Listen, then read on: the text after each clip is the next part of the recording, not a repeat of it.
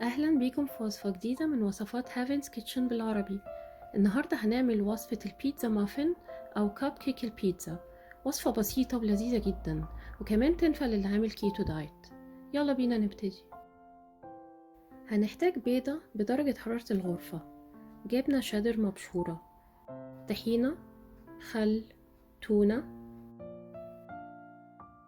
فلفل أحمر وأخضر وزيتون متقطعين صغير، وهنتبل بملح وفلفل وزعتر، واخر حاجة بيكنج باودر، ونقلبهم كويس جدا مع بعض. وهتلاقوا كل المقادير والمكونات تحت في الديسكريبشن. وبعدين هنجيب صينية الكاب كيك ونحط فيها قوالب الكاب كيكس السيليكون، ولو مفيش ممكن نرش الصينية برشة زيت زيتون خفيفة عشان ما تلزقش. هنوزع الكمية بالتساوي على 6 قوالب.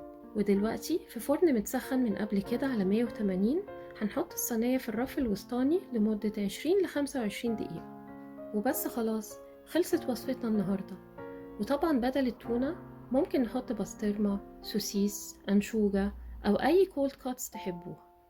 يا ريت تجربوها وتقولولي رأيكم في الكومنتس، وما تنسوش السبسكرايب والجرس واللايك والشير عشان توصلكم كل وصفاتنا الجديدة. وبالهنا والشفا.